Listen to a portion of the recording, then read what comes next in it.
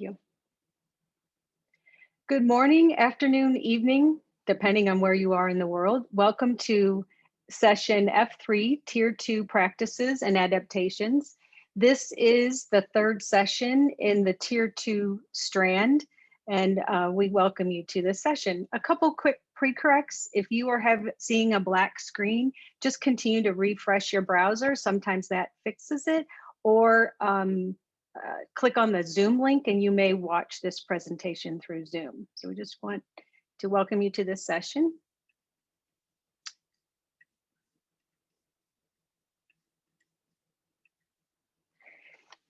As with each of the sessions, we are starting with creating a set of norms to help us be successful together today, being respectful, responsible, and safe. We'll pay particular attention with particular behavior correlates that will help us be successful as we work together. Some things to think about is in the overall event and being responsible, you started the day, and we're just kind of reminding this, to think about what you might share back with your team and on your action plan. So as you think about the adaptation of some Tier 2 practices, what will you bring back to your team? So we invite you to consider that as you listen and engage today. Another area that we promote is communicating in chat. This is a session full of a great deal of expertise, and we want to make sure that you have an opportunity to collaborate with everyone in the room, which is a benefit of a virtual conference. We also encourage that you pay attention to being safe. This is the last session of a long day, and it is, as we know, teachers have been experiencing this over time. It's difficult to sit for a long period of time. So take movement breaks if you need to, or deep breathing or something to reduce your stress and create energy to make it through this final session. Congratulations, you made it this far. We just want to orient you to this session can be found under My Agenda, and we want to, these are part of our regular standard slides to make sure you're in the right spot. In addition, how do you navigate through the session is looking to the right of the title and content you're attending is some tools we'll use moving forward. There's a chat button if you haven't used that yet today. There's a section for polls. We'll have 2 polls, and you can communicate with people if you're interested in that as well. We invite you and encourage you to put information in chat, share what you're doing as well. We've noticed some questions that will go in there. You might have questions of each other, and we have facilitators in the background also answering questions. In addition to that, in the poll section are specific a spot for specific questions if you want to ask any of the presenters questions. We will capture those and allow for 2 periods throughout this time to answer those questions as a group. We also want you to know that there is, if by chance you push a button here or there and you accidentally navigate away from the screen, it is simple to go back to the My Agenda section and rejoin this session. So it could happen. In addition, there is text support available to you. Feel free to connect this through the help desk. Now that we have the housekeeping and logistics sort of out of the way, we want to start with introductions. My name is Lisa Powers. I am a senior research associate at the University of Missouri. My experiences include special education teacher, a behavior consultant, a PBIS facilitator, an administrator in planning and development, and I am now part of the MU Center team. The areas that I focus on are Tier 2 effective classroom practices and supporting district systems. In addition, I'll be starting the conversation today really on the foundational pieces of Tier 2 and then talking about check in, check out as you adapt it for this virtual environment. I'm excited and thrilled to be joined by a large group of additional presenters with a great deal of expertise in research and practitioners in the field. First, we have Dr. Katie Eklund. She is an associate professor and co-director of school psychology program at the University of Wisconsin-Madison. She's a licensed psychologist and nationally certified school psychologist who conducts research in the area of school mental health. You will see together with her Dr. Steve Kilgus, who is an associate professor also in school psychology program at the University of Wisconsin-Madison. His research is in the area of school mental health with a focus on social, emotional, and behavioral assessments and interventions. They will co-present and focus on interventions for children with internalizing behavior concern, which we know is a timely and growing interest in educators right now. In addition, we are joined by Dr. Howard Wills, an associate professor in educational psychology at KU and has 20 years experience developing and testing school-based interventions. He will be focusing on interventions in the classroom, and he will be joined by Miss Amanda Boyce, who's been working in education. There's Howard, sorry about that, forgot to move us forward. There's Howard's headshot. He will be joined by Amanda Boyce, who has been working in education as a school psychologist or special educated administrator over the last 20 years, and currently a district coach in CW Fit. She has been involved with several districts on their PBIS implementation, from teams who are just starting out to establish this work and working with district teams who have managed to get to the gold level recognition. Ms. Boyce currently is working in North Kansas City School District. We are also joined by Dr. Tricia Guffey, who has experience also as a teacher, administrator, and is now a senior research associate at the MU Center for the past 5 years. She will be monitoring polls, chats, and capturing our questions today. And while not pictured, but also present is Dr. Tim Lewis, who is the Tier 2 strand lead. So now that you know who we are, we want to spend just a minute. If we were together in a conference room, remember those days, we would ask this question, who's in the room? And you could look around and see who's in the room. So we have a quick poll for you that Trisha's going to launch for us. And we ask you to vote closest to the description that identifies you. So if you're a PBS district coach, a district leader or administrator, a building administrator, a consultant, a state or regional leader, a university partner, a practitioner, however you describe that, or family or community partner. Dr. Guffey, you want to summarize who might be in our room today? We've still got some individuals that are completing this poll, but I will say that among this, we have essentially 26% of building administrators, 24% are district PBIS coaches, with 12% being consultants or TA providers, about 8 or 9% with being district leaders or administrators, 3% at state or regional leaders, 9% as being university partners or researchers, and an awesome 24% of practitioners. Okay, so we have a variety, and you have an opportunity to know who's in the room as well, and that will help us focus our conversation today. Thank you, Tricia. So our learning objectives, or what we want you to be able to walk away with, is how can check in, check out be adapted for situations when students are learning from home? Steve and Katie are going to help us think about the resilience education program and how it can be used to support the needs of students exhibiting early signs of internalizing behavior. And then Howard and Amanda will guide us through the conversation of the class-wide fit and how this can be used to address student needs at the classroom level. And you'll also be able to see what does it look like through a district exemplar in implementation and the coaching process. So with these 3 big ideas, one assumption we're making is that you come to this session with solid background knowledge around universal tier 1. So we know that needs to be in place. as you scale up to think about tier 2. We're going to highlight just real quickly some ideas, some best practices around tier 2 connected to the session that we're talking about.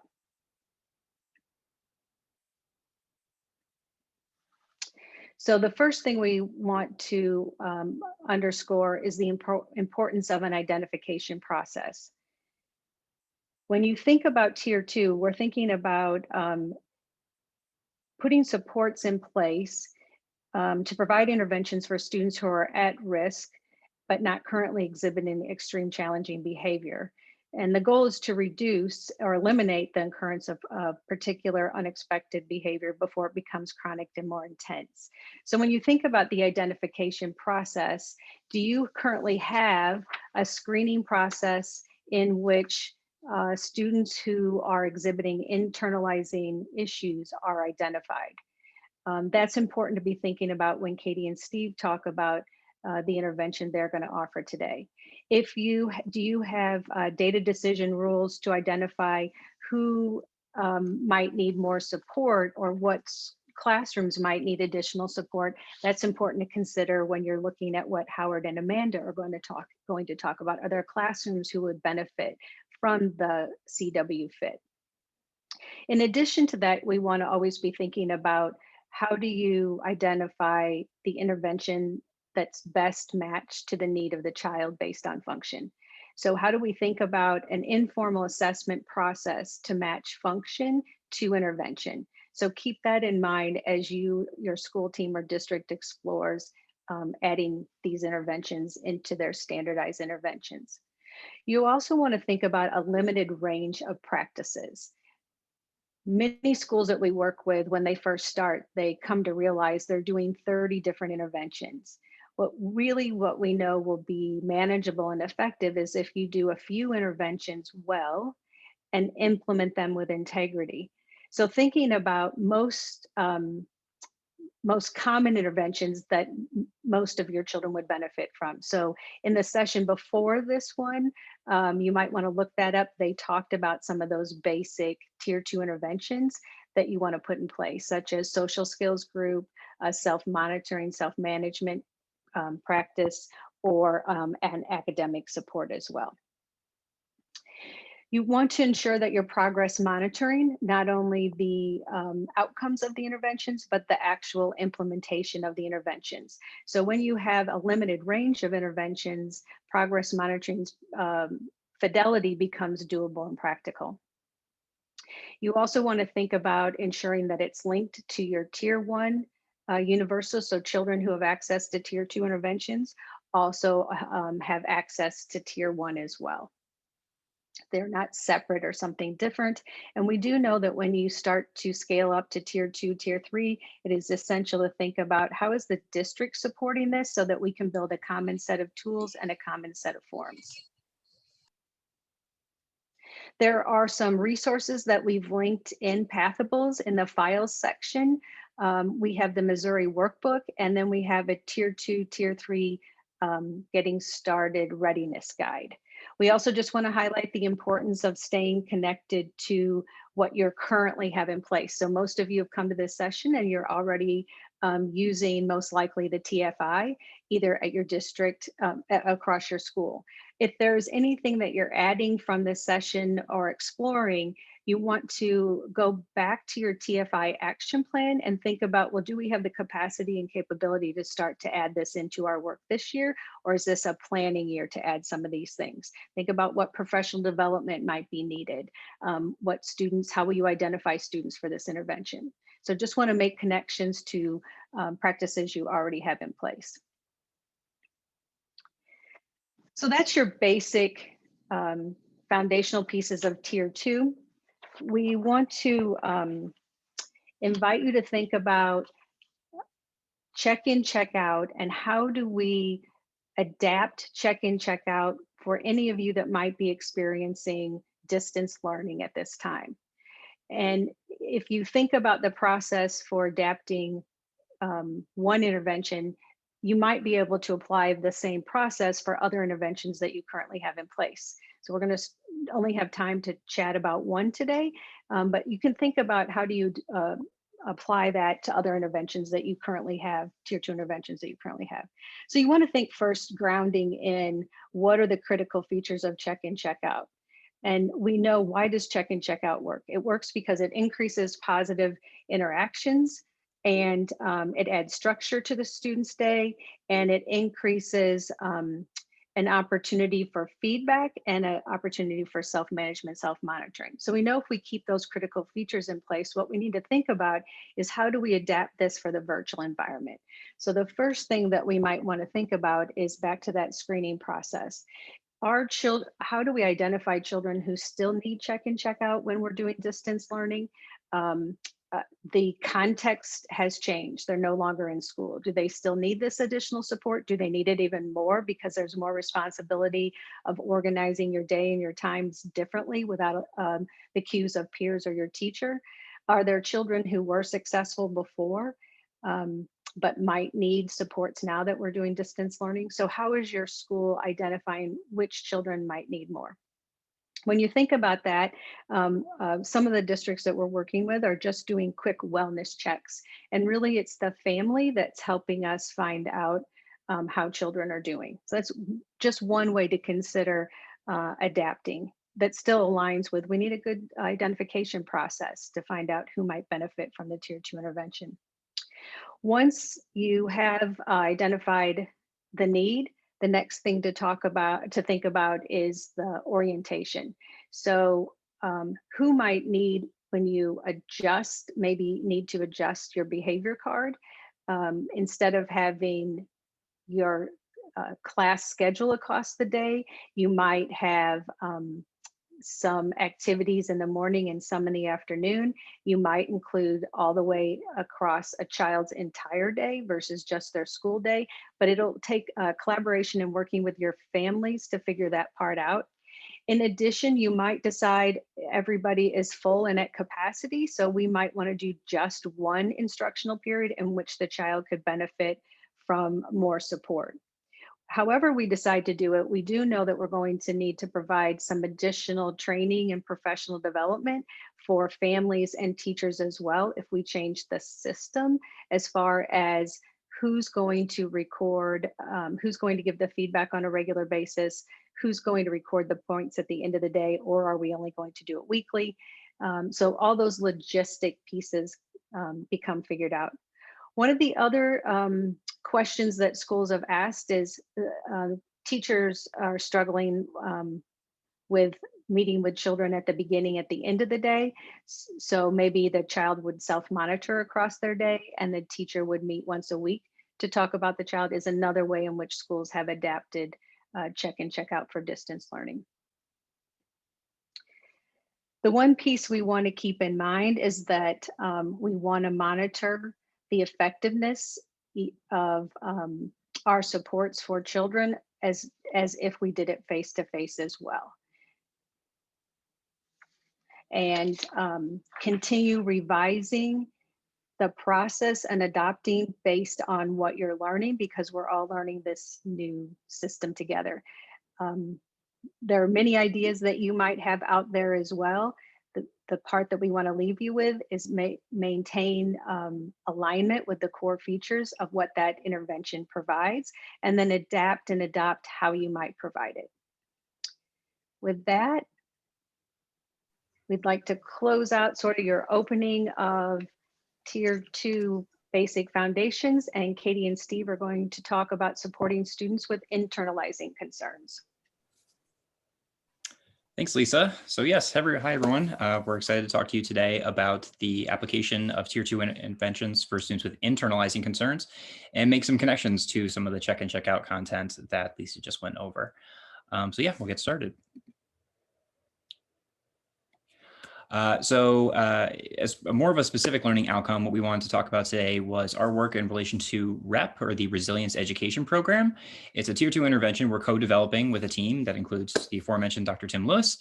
to specifically do the job of extending tier 2 intervention and not just into the area of externalizing behaviors, which PBIS is often really strongly well aligned with, but also expanding that into the internalizing behavior realm as well.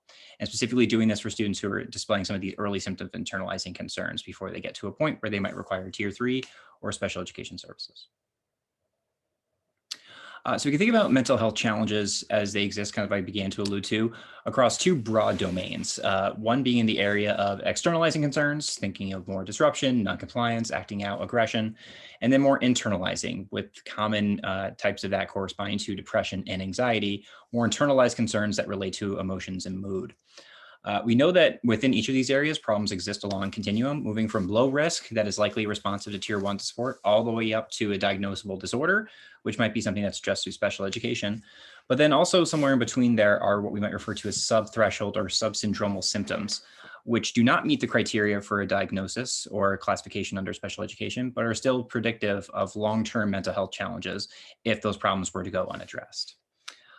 We know that a number of individuals, a number of organizations have called for the application of targeted supports for students engaging in subthreshold symptoms, including the Community Preventive Services Task Force, which is specifically called for schools to engage more in cognitive behavioral therapy or cognitive behavioral oriented interventions for students who are at risk for some of these concerns, specifically as they relate to depression and anxiety. So internalizing problems are prevalent among children and adolescents. Almost about a third of kids are going to display symptoms of anxiety with median onset beginning as early as 6 years old. We also know that mood concerns, including depression, are about every 1 in 6 kids and come a little bit later, starting at 13. But still, these are one of the most prevalent types of concerns we see among kids across both the externalizing and internalizing kind of areas. We know that these internalizing concerns put students at risk for long-term negative outcomes, and that comes in both the social and academic domains, in addition to some of the emotional domains, with some concerns being as problematic as suicide. We can also think about how these problems develop over time and how some of Ann Mass and some of her colleagues' work, starting in the 2000s all the way today, have referred to cascading developmental cascades or snowball effects. So it might require a few clicks here, Lisa, but what that looks like is early externalizing concerns can lead to what after that turning into academic problems. So students who are acting out, being disruptive, can have some academic problems that interfere with their ability to perform in the classroom. Those academic problems can persist, and they can also over time lead to internalizing problems. So the students' kind of combination of their externalizing problems being paired with their academic problems can lead to some mood challenges potentially as a result of this. We also know that early internalizing problems predict later internalizing problems as well. And those early internalizing problems can also predict externalizing problems. So if this sounds like a mess, it's because it is, in the sense that there's not really one pathway to get to internalizing problems, but there are a lot of different ways to get there. And it suggests that it gives a reason why it's a big problem for a lot of kids out there. So if we think about the reviews that have been done of the tier 2 literature and the types of interventions that are being examined, most of them are in the externalizing problem area, which interventions, including check and check out in its standard protocol fashion, which is more designed to address some of those disruptive behavior, non-compliance type concerns. So we know there's been a lot of work that's been done in that area, and multiple researchers and policymakers in this area have talked about the need for the development of more interventions that address internalizing problems. So if you look at what the literature is out there in this area, most of it's popped up in about the past 5 years. Some of the most prominent research corresponds to adapted versions of check and check out, slight modifications to the standard protocol to make it relevant to students with internalizing concerns. Some of that comes from changing up these particular targets on the daily progress report to make them more relevant to replacement behaviors in students' internalizing challenges. So I'm thinking about a study from Evan Dart and colleagues where one of the target behaviors was speaks loudly and clearly for students who commonly spoke in a very soft tone or just withdrew from interaction altogether. So there's been some slight modifications based upon that. There's also the Courage and Confidence Mentor Program, which was developed by Clay Cook and colleagues at the University of Minnesota, which is also building upon an adapted check and check out version, but then also includes really brief, I think about like a 1 or 2 session, 45-minute round of small group instruction with kids that's based in what they refer to as the life bus metaphor, in the sense that, you know, we might not be in control of our life bus at any moment, but our goal is that we can get back in control of our life bus and we can use different strategies. So kind of just a message being to kids that your emotions might be out of whack every once in a while, but you can be in control of them. We just have to try certain strategies. And now some of this work has led to our work on REP, or the Resilience Education Program, that is similar to these other strategies, but extends it in certain interesting ways. And I'll send it over to Katie for this. Great. Thanks, Steve. So the Resilience Education Program has been developed by Steve and myself over the last few years, and we've added colleagues to our team to be able to expand this out to include some additional important components. So REP includes what we refer to as cognitive behavioral instruction. It's not therapy. It's meant to be something that can be delivered at Tier 2. And this is direct skills instruction. It's 5 lessons taught across 5 weeks in a small group format. So it's really designed to be for approximately 3 to 5 students in that small group, with a focus on key skills. We're really wanting to teach kids coping skills, problem-solving skills, and ways to engage in cognitive restructuring. REP also includes a modified check and check out, which we'll describe to you today. Certainly having the basic tenets of check and check out is a part of it. Giving teacher feedback throughout the day regarding the use of the skills that students are learning within that group and other positive behaviors, as well as a connection with parents. The one piece that's not mentioned on this slide that we've been in a development phase of over the last year is our resilient families. This is a parent skills training component that we've developed in collaboration with Andy Garbitz, and is really designed to pull parents into this process as well, and being able to address early signs of anxiety or depression within children and youth. So the core characteristics, the Resilience Education Program is designed to be delivered to 4th through 8th grade students. We really see a need for it, as that tends to be where we see early signs or symptoms of anxiety or depression. The goal is to be able to reach students in those late elementary years, certainly into middle school. But what we wanted to do was develop a Tier 2 intervention that was feasible, efficient, and relevant to being delivered in schools. We had seen a lot of manualized curriculum that had great evidence to support its use, but the feedback we had gotten from practitioners and experienced, I certainly can say myself, was that it took a long time, and it required an intensive component that many schools either didn't have time or resources to be able to implement. And so the implementation of REP came out of a need to really find a more efficient and relevant type of curriculum.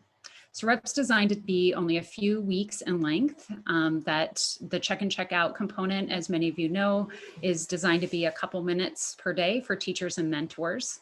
The CBI component I'll describe in more detail in a minute, but it can be delivered in approximately 30 to 45 minutes 2 times a week, so a half-an-hour session twice a week, or 1-hour session once a week. It's certainly meant to be school friendly, relevant to intervention elements that you may already see within schools. So there's aspects, if any of your schools are using social emotional learning curricula at Tier 1, is really designed to build off of that and provide a very needed Tier 2 intervention. And then finally, the cognitive behavioral instruction is designed to be applicable to both early signs of depression or anxiety. The theory behind REP, right, is to have an ecological focus. We wanted to develop something that would be relevant to students, certainly in the school environment, but would also transfer to other environments in which kids interact with their friends, certainly with their peers, but also at home as they interact with their parents, caregivers, and other adults. The design of REP is really focused around, again, that cognitive behavioral instruction, being the direct instruction of skills, of key social emotional skills that we know that kids may not have already learned. And then to be able to prompt and reinforce the use of those skills through the modified check and check out procedure that happens in the school environment, and through our resilient families component that is designed to work in combination with parents. So as you see a timeline here, the CBI lessons, that cognitive behavioral instruction, once that begins, we pair that at the same time with the modified check and check out procedures. The small group lessons, again, can happen twice a week for approximately 30 minutes or once a week for an hour. And that is over 5 weeks where students learn those coping and problem solving skills. At the same time, check and check out is implemented within the school setting so that students can be reinforced when their teachers see them using the skills that they've learned in that small group setting, some of those coping and problem solving skills. And then it goes an additional 5 weeks after the end of the cognitive behavioral instruction component. We really have found that students like having a mentor, students like that positive reinforcement, and certainly having that time after the CBI has ended to prompt and reinforce those skills is an important component. So the work that we're doing in relation to REP is being supported currently through a grant from the Institute of Education Sciences, which is the research arm of the U.S. Department of Education. We have our site here at the University of Wisconsin-Madison, and we're also partnering with Tim Lewis and Barb Mitchell at the University of Missouri to do this work. It's a 4-year grant that's supporting our ability to further develop and refine the intervention. We completed some pilot studies, thankfully, which were supportive in us getting the funding. But our goal now is to really take a step back and make the intervention even better. And we've felt some success, and there's a lot of pride through this process thus far. In year 1, we did a series of focus groups with teachers, parents, mental health service providers, and experts in the field to get feedback on the intervention and suggestions to make it even better. This year, we'll be evaluating the feasibility intervention by having school practitioners implement, along with parents, the components of the intervention. And at the end, we'll conduct focus groups and get quantitative data suggesting about the extent to which they found it to be feasible, as well as trying to get some recommendations for how we can make it even more feasible while maintaining some of that effectiveness. Year 3, we'll do some component analyses to identify which parts of the interventions are really necessary to make it work. And then we'll finally do a pilot randomized control trial in year 4. So I'll talk now about the modified check and check out component. So Katie and I don't have a ton of time today, so we're just going to give you a little bit of information about what the intervention looks like. And for folks who are interested, don't hesitate to reach out. So a lot of what goes into the REP check and check out process looks like typical check and check out. We have the meeting with a mentor in the morning who gives the student praise and make sure they're ready for the day, and then provides them with a daily progress report, that form that will follow them throughout the day. At the end of various activities throughout the school day, the student will check in with their teacher and get feedback on how they were behaving during that time.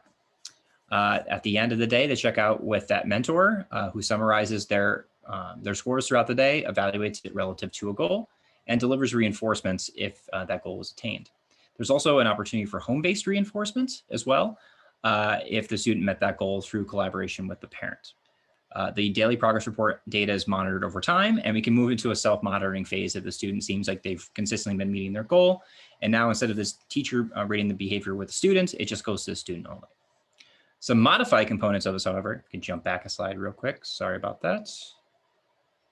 Thank you. Some of the modified components are that modified DPR targets in a manner similar to what I talked about before.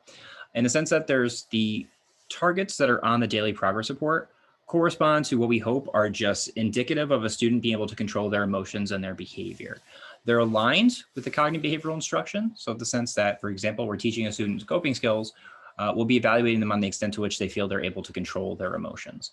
If we're also teaching them different problem solving skills, we'll look at the extent to which they're able to make good and helpful choices within the school day. And we also leave some room there for teachers and parents to collaborate, identify some additional positive behaviors that we want to rate the student on. The other thing that includes in this too is a student self-rating of their mood. So using a 7-point Likert scale, which you'll see in a second, which includes some emojis for each point along the scale. They're carefully selected by yours truly, and I feel pretty proud of. They'll go through and evaluate their mood throughout the day to show the student the correspondence between their behavior and their mood and how those two things interact. So yeah, as I mentioned before, they have the controlled emotions and made good choices, and that's how they get rated on throughout the day, in addition to all those behaviors. In a few of the studies we've done thus far, say if a student is commonly crying throughout the day, there might be a positive behavior that relates to some of those as well. But yeah, it just depends on the student and what happens to be relevant to them and their functioning. The other thing that comes up throughout the day is, as I mentioned before, as a student's rating their mood, that could be an opportunity for feedback for the teacher to the student. So for example, if the teacher and the student collaboratively identify that the student is engaging in appropriate behavior, but the student rated their mood as being somewhat poor during that activity, it might be an opportunity for the teacher to say, hey, I know you were having a hard time. I'm sorry to hear that. But what I saw is you still engaging in really good behavior. You controlled your emotions, you finished your activities. I'm really proud of you for that. So we can talk about different strategies for making you feel better in the future, but I'm really proud of you right now for controlling your emotions and keeping it together. So just an opportunity for feedback from the teacher. And again, back to Kate. Okay, so the cognitive behavioral instruction piece. If you want to go to the next slide, Lisa, thank you. The 5 blue boxes you see on the screen are the primary focus of the 5 different lessons. So the first week is spent on team building and introduction, talking about the basic tenets behind REP. We talk to students about identifying strong feelings. How do they identify that in themselves and in others, putting words to feelings? We have a component on using cognitive restructuring. What does that look like? What does that feel like? How can they see that in themselves and begin to recognize that when they have triggers that make them feel a certain way? And then using coping skills to manage emotions. What are some replacement behaviors that we might consider that students can use in certain situations? And then finally, using problem-solving strategies. Because we have a limited time today, I don't have a ton of time to go into details of each lesson, but we are more than happy to share the curriculum with anybody who's interested. It is freely available. We want to continue to make that accessible to schools. I will also mention we have recently adapted the lessons. So we have an elementary version, which is for students in grades 4 and 5. And then we have a middle school version for grades 6 through 8. Really because we saw some pretty big differences between our students as we talked about examples and really tried to find meaningful ways to discuss what this looks like in real life situations. I will mention in each of the lessons, we use a say, show, do, direct instruction model. And so facilitators are given a script to walk through each of the lessons. That certainly can be adapted to fit the setting and the types of students that you're working with. Certainly if I'm in an urban setting in Los Angeles, working with a diverse range of students, that's going to look much different than if I'm in rural Nebraska. And so we have provided some cultural adaptations and some tweaks to the curriculum to be able to provide some modifications around student examples as well to make it applicable to your setting.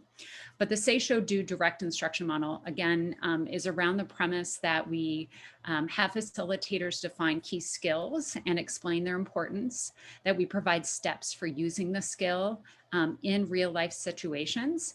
The students are asked to model steps or to have the facilitators model steps together for using the skills. Oftentimes when we're leading those groups, we have co-facilitators. So there are 2 adults in the room who can model and demonstrate and role play, everybody's favorite thing to do, for using some of these skills, and give the students an opportunity to try them out with one another.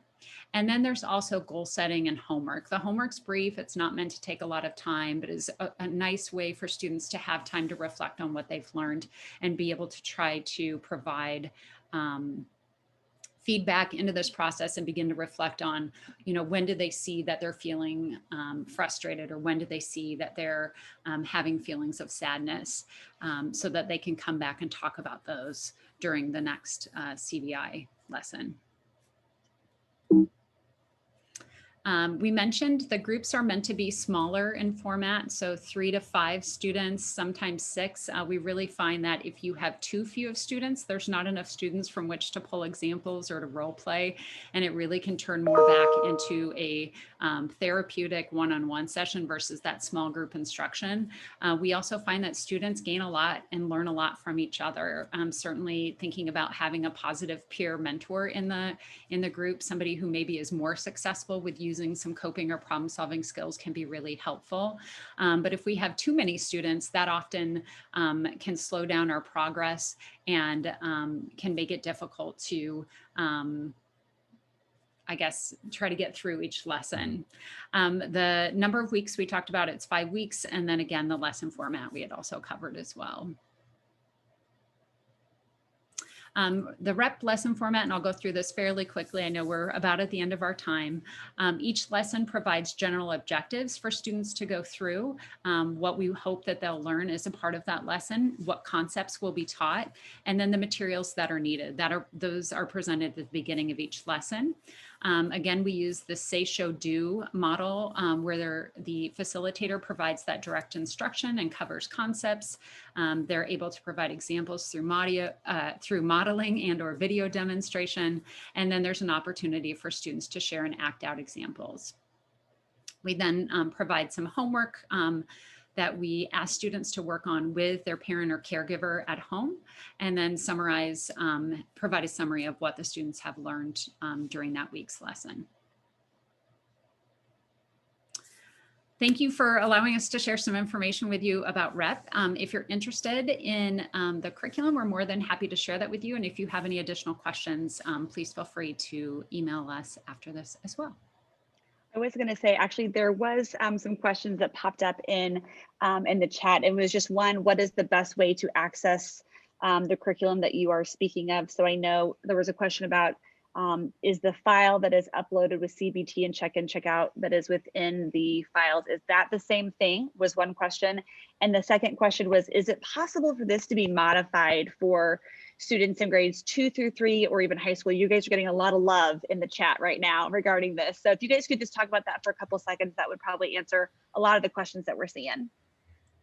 Sure. Yeah. So I can say we're currently in the process of building out our websites also and making some final tweaks to the curriculum right now and working with some of our graphic designers to make it all pretty. So we're currently in the process right now. So we'll be uploading those materials to a website in the near future. In the meantime, if you're interested, as Katie mentioned, you can email us and we'll provide you some information there as well. But yeah, we have some initial mock-ups of how things look and we're really excited about it. And we also have some new features that came out of the focus groups. For example, a curated list of books that relate to both the topic of mental health, but then also have social justice themes within them as well. So we're really excited about the information that we have and the materials we've been developing. So we're happy to share those. All right, well, thank you so much. All right, Lisa, I think, are you ready for our next section? Absolutely. So Howard is up next with Amanda. Hi, I'm Howard Wills. Welcome from my home, and I wish we were all in person. Maybe next year we'll see you in Chicago. I'm going to talk a little bit about CW Fit at the classroom level, and then my colleague Amanda is going to share some school district examples of CW Fit. So CW Fit, the website up corner, I'll talk a little bit about all the resources I share and discuss are free. CW Fit stands for Class-Wide Function-Related Intervention Teams, a long title. We usually refer to it just simply as CW Fit. Some students refer to it as the CW Fit game. What I'm going to describe is at the classroom level and a little bit of the supports for students that aren't responsive at the classroom level. And then Amanda's going to jump in with the other school examples. So CW Fit came out of work some 15 years ago that we were doing with Tim Lewis with PBIS. In early years of PBIS, as we were trained, one of the things that kept coming up was, how do we get these practices embedded in the classroom during classroom instruction? So we started playing around with some different ways to change teacher behavior and to embed some of these practices. And in turn, we developed CW Fit. And for now 15 years, we've been researching CW Fit We've had studies reviewed at What Works Clearinghouse, so it's on the evidence-based standards without reservations at What Works Clearinghouse.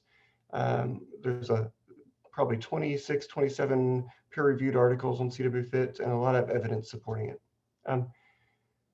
CW Fit at the classroom level, what we shot for was, what do we do to address common functions maintaining problem behavior in the elementary school? So the most common functions maintaining problem behavior or supporting problem behavior are teacher attention, peer attention, and escape from demands or escape from activities. So we're broadly treating those at the classroom level. We have further developed this into a middle school model, and that's all on the website. But mostly what I'll talk about today is the primary model that we've developed at the elementary school level.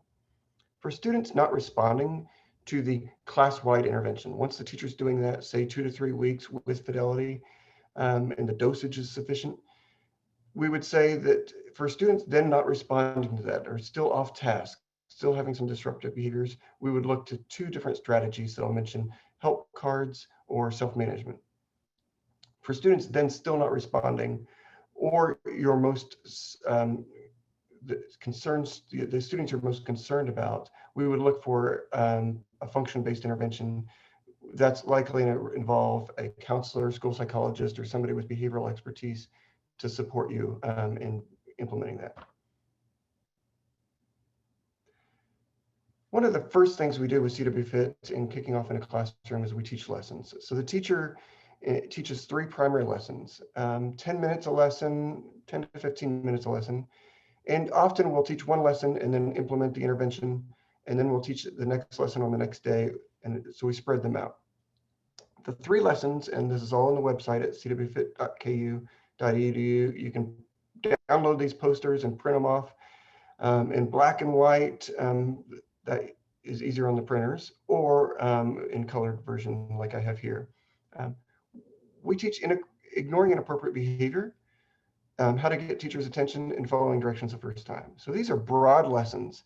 We strongly encourage those that have tier 1 in place, at PBIS tier 1 in place, to integrate this type of language into your school expectations, embed this into your matrix at the classroom level. So if you're safe, respectful, responsible, keep those expectations, absolutely. Don't create new class-wide expectations. But in your matrix, then you can bring these ideas and have these posters up as they're needed in the classroom. Real quick, back to that slide. With each lesson, we have scripts and suggestions on how to teach these, but each lesson a brief instruction, a rationale on how it ties into the school's expectations, practice. We practice positive examples, a counter example or a negative example, and then a positive example again. And then we answer questions and make sure that the students really have a good feel for that before we move on. So CW Fit at its core is a group contingency, and that's an intervention that's been around for 40 years. But what a group contingency involves with this is that a classroom will be divided up into teams. Those teams are at their tables or where they naturally sit. I'll talk a little bit more about teams. The teacher then can look quickly and identify where the teams are at any point during instruction. The teacher then sets a daily point goal. So today's goal during reading is going to be 10. The teacher has a timer that every 2 to 5 minutes in elementary, longer in middle school or in upper grades, every 2 to 5 minutes, a timer is going to go off and the teacher's going to quickly scan the room and notice this kid's being good. They're going to purposefully catch them doing the right things and notice and attend with specific praise what is going well in the classroom, and award points to those teams, all or nothing. Team 1, you get a point because everybody's doing great. Team 2, I love how you're following my directions and being responsible. At the end of class then, all teams that meet the goal, all teams that met 10 points, for example, receive a reward. That reward I'll talk about, but it needs to be simple and activity-based if at all possible. But I'll go into a few more examples here in a bit. So I mentioned this timer, and here's an example of a picture of a polder timer. I love these. Target used to sell these. They were cheap. but they had a vibrating function that could be set with the timer plus the alarm function. Any kitchen timer will do. When the timer goes off, the teacher has that close to them. They wear it on a lanyard. They have it on their pocket. When that timer goes off, the teacher does then a quick scan of the groups. Group 1, you're doing this. Group 2, great job. Group 3, a lot of specific praise and awarding of points, like you see here in the picture. If a group is off during that time, it should be a simple corrective statement. Group 3, don't forget next time the expectation right now is that you're doing this, and move on. We don't want to draw a lot of attention to it. We don't want to give a lot of time to a reprimand or to get any time lost for instruction. We want to be quick to the point. So at the end, when students in a group receive the reward, now again, all groups would be eligible. It's not a one group versus another group. All groups could be eligible. We strongly encourage quick activities or privileges. So at the end of math, a teacher in an urban school here in Kansas City, at the end of math, she would do a favorite math activity. Real quick, it was related to the topic, maybe spent 2 minutes on it. Another teacher did brain games, mind games with the students. They'd post something up like a quiz, and the students would have fun with that. All students, again, in those teams that met the goal get to access that reward. We've also had teachers do things like using gel pens or a special privilege. The picture here shows a classroom that we were in. The privilege was for the next little bit that students all got to put their feet up on their desk if their team met their points. Something simple. If your school has an existing ticket system, reward system, token system of some sort, this is a great place. The teacher can implement that and integrate that right into this. So every team could simply get tickets or points towards something. So for students not responding to that general intervention, and I'm going to pause for a second and say, too often we're going to jump to services in a classroom for that student that's calling out the loudest, that's the most disruptive, that's having the most challenging problems. But what we're looking at is creating a better nest, and that's a term Tim Lewis uses often. We're creating a better nest at the classroom level that supports then the interventions that can be embedded. So first, make sure that the classroom level has all these fundamental things going on. And then if there are students not responsive at the classroom level, we look at tier 2 strategies. These are fully described on the website. We have example videos. But for now, I'll describe help cards as a very simple intervention. Brilliantly, we've called them on the card help. We have actually sheets that you can print off the website and cut them up, and the students can use those tickets. These typically work well for students that need additional help. They might shut down if things become difficult or if they didn't understand the direction. We also use these for students then that might have some low-level challenging behavior to be as a function to escape or avoid the demands or the work. A quick little lesson can be used to teach the students how to do this, and sometimes a peer can be assistive. So we've had even kindergartners use tickets to say to a peer sitting next to them at table and say, hey, I don't understand what's going on, or can you show me how to work this first problem, or what are we supposed to do? We've had 5th graders do the same thing. Pairing up with somebody to say like, okay, I need help on this. I don't get it. Can you show me how to work the first problem? Or can you give me the answer and show me how to work the full problem, or get me started. Teachers then can monitor how many of those help cards are given. 3 cards, 5 cards. It's also a strategy that we've used with students that are reluctant to ask for help. And we say, during math time today, for example, we want you to use up those 3 cards. Before you get stuck, just go ahead and slide that card to the corner of your desk and I will come help you, or the peer next to you will help you.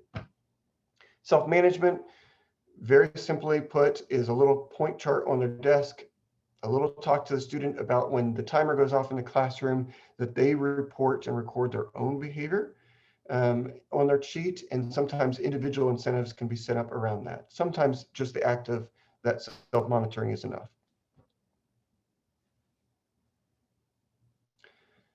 All the things I've talked about are available for free again at cwfit.org. cdbfit.ku.edu.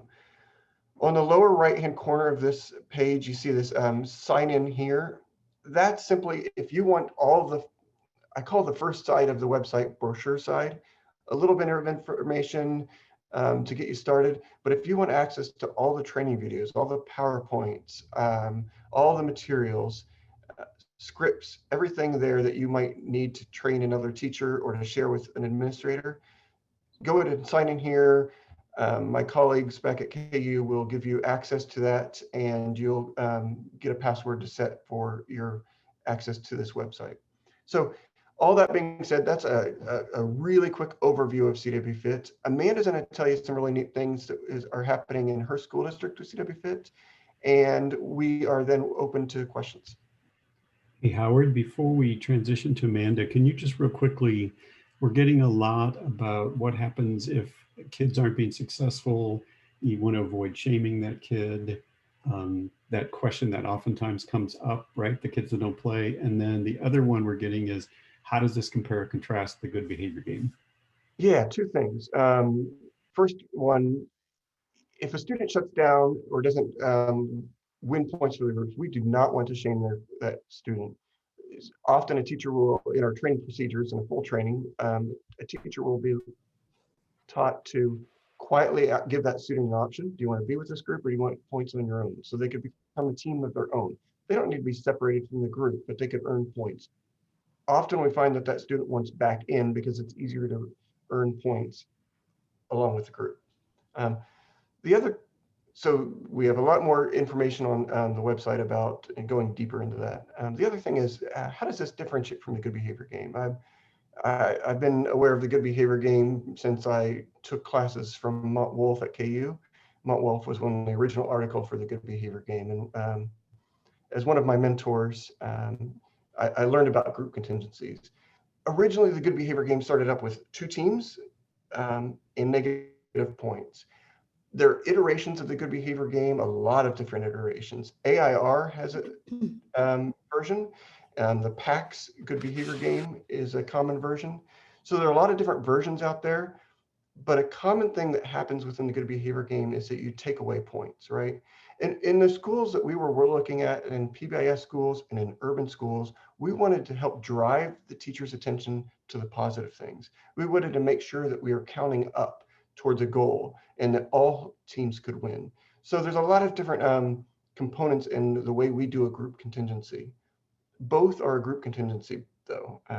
So I often say it's like the good behavior game is the best known. It's the Kleenex to facial tissues. It's the brand name that most identify with a group contingency, but this is a different group contingency and a different way of going about things. So I need to yield my time to Amanda now. We will answer more questions as we see them in the comments. Okay.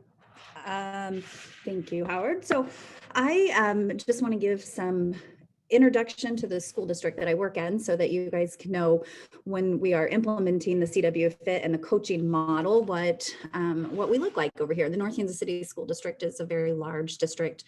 We have over 20,000 students spread across many schools, 22 elementary schools, 2 6th grade centers, 4 middle schools, and 4 high schools. We have almost half of our school population, about 46% are free and reduced lunch, and 43% minority students. In North Kansas City, we have actually been part of PBIS and implementing PBIS since 2006. Currently, we have about 28 schools that implement some level of PBIS. All of our elementary, all of our middle schools are implementing tiers 1, 2, and 3 interventions, but not all of the buildings have gone through our specific trainings with our Regional Professional Development Center or Missouri PBIS. We do have a large percentage, though, that are working through that. We've earned lots of awards, from bronze and silver and gold awards here recently. And the district's goal, we've worked between a couple of different programs, and we've been shifting more and more to getting our schools on the PBIS model. And the district goal to reduce suspensions and referrals. And then part of what we're wanting to do is add some of these virtual practices, which is what we're doing with CW Fit and some of our coaching.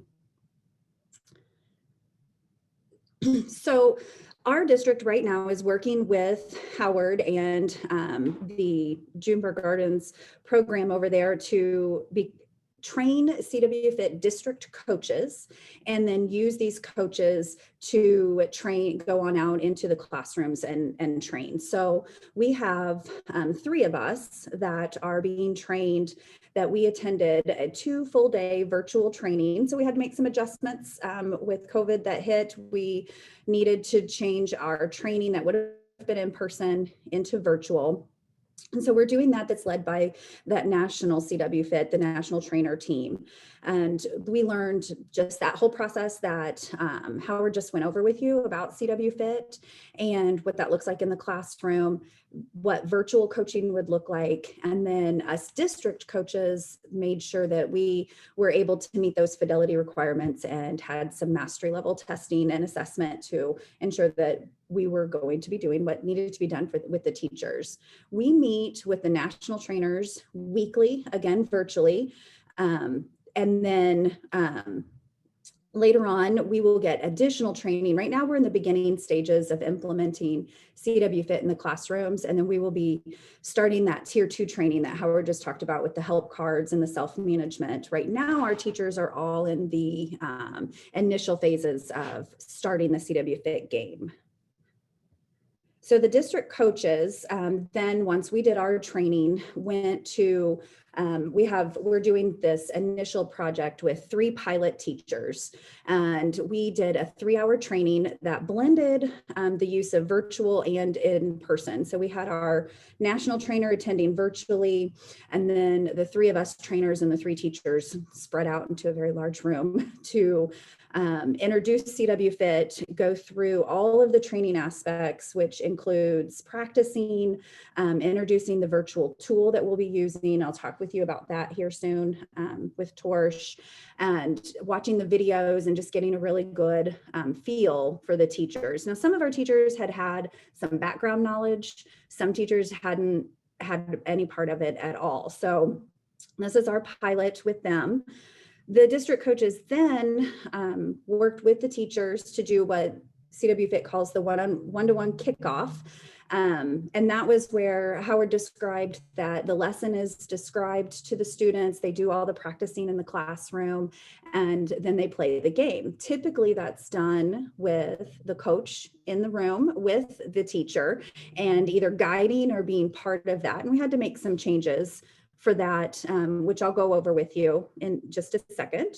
And then we also then, after the kickoff, have had our continued support with our teachers now through virtual. Again, in the past, it would be that the teachers would go, or the coaches would go into the classrooms, but we've had to do our virtual now. So that one-to-one kickoff moved to virtual. Some of that was some of our changes that we had to make for COVID.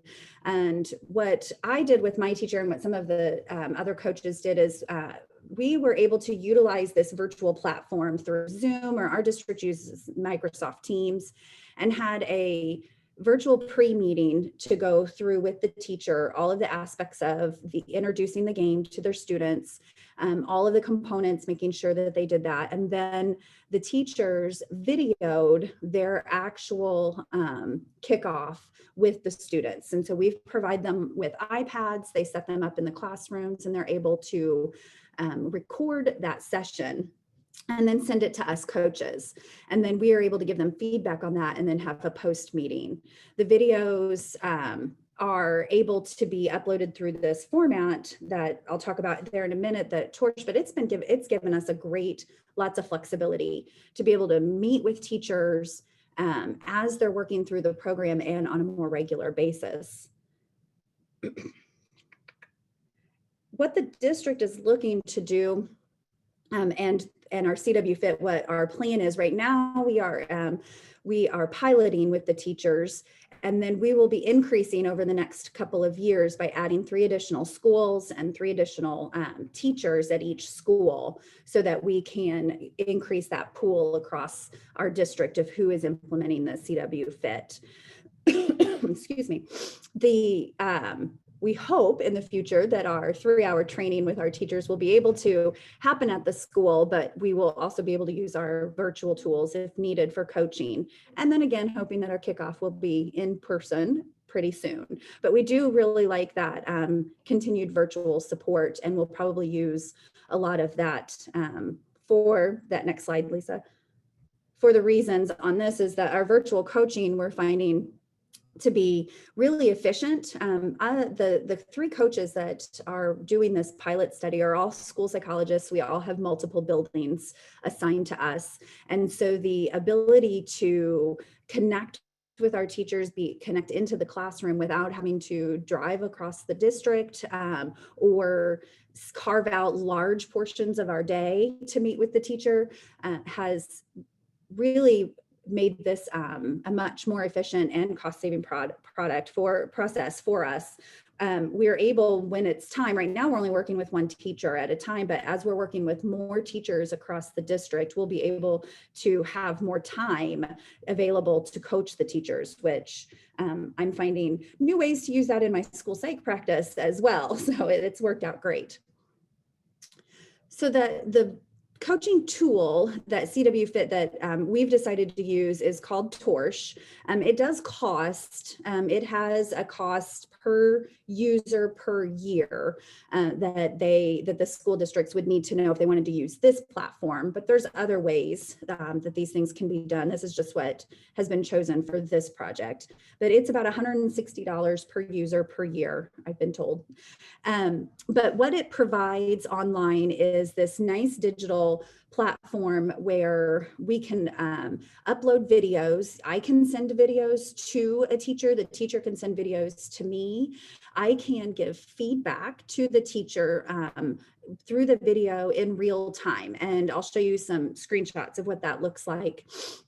And then we can also do our fidelity checks through the Torch right then at the time and be able to have those conversations with teachers and keep everybody on track. And then the teachers are also able to do their own self-assessments of how things are going right there. And so it's really nice. It's all in one place. The researchers are able to have access to it as well as the coaches. So this shot right here is just what when I open it up, what it looks like. So it's got a lot of information on there, but in general, you'll see where it shows the shared and that coaching corner.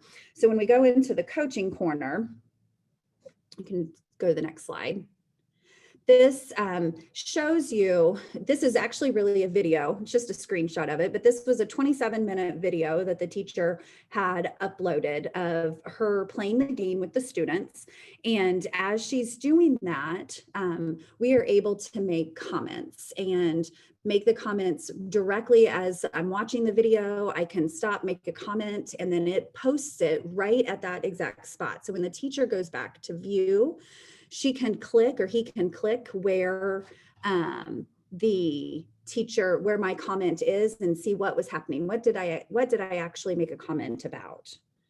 And then the next slide, we can also make a summary comment at the end. And then this shows the fidelity check. So after each video, I'm able to go in and clearly mark on our fidelity checks whether the teacher was implementing it in the way that the study is intended for it to be implemented. So lots of good feedback with the teachers in quick time. So this pilot year that we're doing, the teacher specifically, one of the teachers that I've worked with had a little bit of background knowledge of CW Fit, but not a lot. And that training that we provided really gave him some insight into new ways of introducing the game to the students. But it was a really great training. He took all of those pieces and had 100% fidelity within the first week of implementing. So that was awesome. That not all the teachers, that doesn't happen all the time. And some of our other teachers didn't quite have that, but he took it and ran. It was great. The benefits of that virtual coaching, though, like I said before, I've been able to be much more available to the teacher as opposed to only when I can stop by the classroom or only when I'm in the building. Just yesterday, he sent me a quick message and said, "Are you available?" And I was able to get on a Teams call with him very quickly, and we could problem solve through.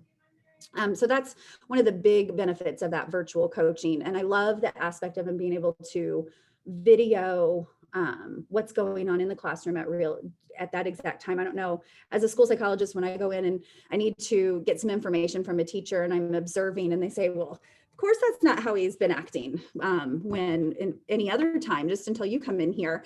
So it actually allows me to see the teacher in a large amount of time and see what's happening. The problems and solutions that we've had, we have, of course, had to make some adjustments to because of COVID. So some of those rewards that the teacher is having for the students to earn, they had to really adjust those because we've got restrictions as to what they can't have a lot of food rewards. We've got to be socially distanced. So they've been very coming up with lots of unique ideas to do. In fact, I think when, the feet on the desk for one, our teacher did one where they just got to read with their shoes off, or they get to have a special pencil from the pencil box. So lots of different ideas that they're earning, but so far, his 3 weeks that he's been doing, the kids are doing great and they're seeing lots of improved behaviors just in this first bit of implementing. That's all I have for the case study. I know we might have some specific questions. Thank you, Amanda and Howard. Yes, before we take questions, so hang in there, we'll all come back together for questions for you or Howard or Katie or Steve. We want to give the participants an opportunity to think about when considering your school and district priorities, which of the following topics might you explore further with your team? And Tricia will take those results from the poll and share that back with our large group, and then that'll give us time at the end to answer additional questions.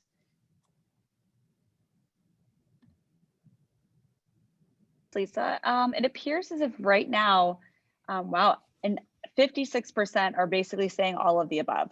So Okay. they are a large, over half of our of the people attending are interested in adapting check-in, check-out for distance learning, are interested in the resilience education program, and also very interested in CW Fit. So Okay. combination of all. Yeah, so we had an opportunity to explore some additional interventions that really a common theme across all of them is that there is a focus on reteaching, and reteaching specifically for unique needs of that particular students and what their needs might be. Tricia, do we have additional questions that the group might want to answer?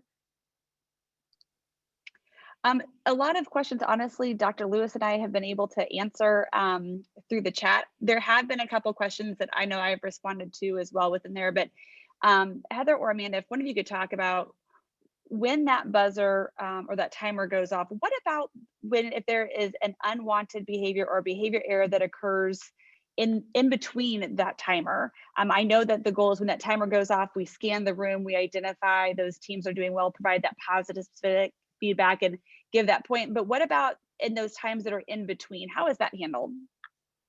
So I'd say real quickly, handle it like you normally do, but part of teachers implementing this is they get better at attending to the good stuff and they spend less attention to minor inappropriate behaviors. If somebody's standing on their desk, by all means, tell them to get off their desk. But that focus on the positive. So don't look back and say, 3 minutes ago, somebody from your group got up to sharpen their pencil, so I'm not giving you a point. It's right then when that timer goes off, or right what happened right before the timer went off. I will also add, I know in just for myself in working with teams with CW Fit, I've also found that teachers will also state that they're, even when they're not doing CW Fit, they have found that they have increased their amount of positive specific feedback when they're not playing, because they've just gotten used to utilizing that language. And it's almost kind of like, even though the timer is not there, it's kind of become ingrained in their system almost as well. I don't know, Amanda, have you kind of seen that same thing as far as you as well as North Kansas City? Yes, and the same thing that Howard was saying, that they are getting better at attending to that positive. But of course, and what I found too is that the teachers, even though some of that behavior might be occurring in between, being able to address it, and then that timer is going to go off here pretty soon. And so if that kiddo's behavior has changed even from just a minute, then they're able to jump right on that and see that, okay, now he's attending and has earned points for their team. There's also some caveats in there where the teachers are able to start giving some bonus points to their teams when they are seeing the behaviors that they're wanting out of their students. And so instead of maybe focusing on the misbehavior, they start giving bonus points to those teams that are demonstrating the behavior off of the timer, and just to kind of train the students back into, oh yeah, I'm supposed to be paying attention. And we see a lot of that. The teacher that I was observing, and he did that, he had one kiddo that was just a calling out and a calling out and calling out, and he started giving points to the other teams, and that helped. He was able to sit down and get himself back together. Now, what about those secondary students? I know that there's those elementary students, and I know that when we saw those posters that, that's primarily with those elementary pieces. I do know that there is, some differentiation with that at the secondary level. Would you kind of mind talking about what that could look like? Either to Howard or Amanda?